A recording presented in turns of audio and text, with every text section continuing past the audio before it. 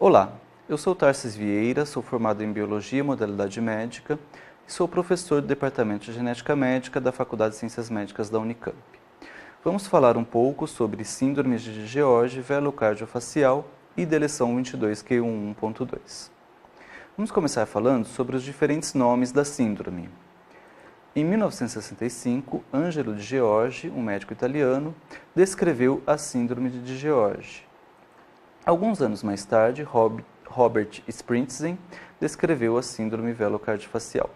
Ambas tinham características clínicas parecidas, mas foram descritas como síndromes diferentes. Em 1992, descobriu-se que ambas eram causadas por uma deleção, ou seja, uma perda de um pedaço do cromossomo 22 na região Q11.2. Como ambas têm a mesma causa, trata-se então da mesma condição com características clínicas que são variáveis. Assim, atualmente, o nome mais recomendável da síndrome é síndrome de deleção 22q11.2. Mesmo assim, na área médica, muitos ainda se referem a esta síndrome como síndrome de George ou síndrome velocardiofacial, mas na verdade é tudo a mesma síndrome. E o que é essa deleção no cromossomo 22q11.2?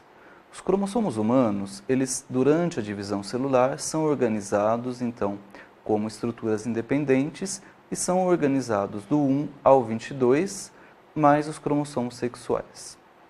O cromossomo 22, esse cromossomo pequenininho aqui, ele pode ter então perda de um pedaço, tá certo? Isso é a deleção. Então, aquelas pessoas que têm a síndrome de deleção 22q11.2 tiveram, então, um pedaço do cromossomo 22 que está faltando. Esse pedacinho se perdeu. E por que 11.2? Porque é exatamente a região do cromossomo 22 em que houve essa perda, houve essa deleção. Então, deleção 22q11.2. O projeto Crânio e Face Brasil foi criado em 2003 como um projeto multiprofissional, multicêntrico e de genética comunitária. Ele foi criado pela professora Vera Lúcia Gil da Silva Lopes, no Departamento de Genética Médica, na Faculdade de Ciências Médicas da Unicamp. Dentro desse projeto, foram iniciadas, então, as pesquisas com a síndrome de deleção 22q11.2 em 2008. Desde 2008, nós realizamos o diagnóstico através de projetos de pesquisa, que é gratuito para pacientes com a suspeita clínica da deleção 22q11.2. Além dos pacientes atendidos aqui na Unicamp, nós também recebemos amostras de pacientes de outros centros do país que estão vinculados ao projeto Crânio e Face Brasil e fazemos então o diagnóstico laboratorial para pessoas com a suspeita da síndrome de várias partes do país.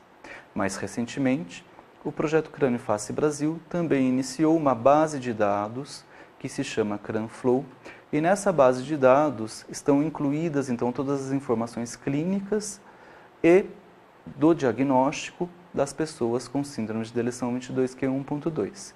E essa base de dados nos permite fazer pesquisas mais aprofundadas sobre a síndrome na população brasileira. Além disso, nós também fizemos e publicamos no site do Projeto Crânio e Face Brasil 2 guias. Um guia com uma linguagem voltada para familiares de pacientes da síndrome e para as próprias pessoas portadoras da síndrome, e outro guia que é voltado para profissionais de saúde. Ambos os guias estão disponíveis neste endereço eletrônico que se encontra aqui.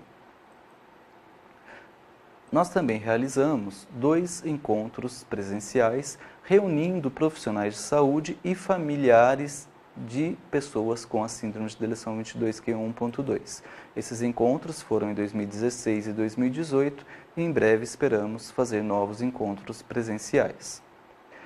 Muito obrigado a todos pela atenção e a seguir vocês vão assistir a 3 vídeos que falam de algumas coisas mais específicas sobre a síndrome de deleção 22q11.2. Um deles fala sobre o manejo, como então tem que ser o cuidado com esses pacientes, outro fala sobre a atenção fonoaudiológica e outro fala sobre o diagnóstico e o aconselhamento genético dessas famílias.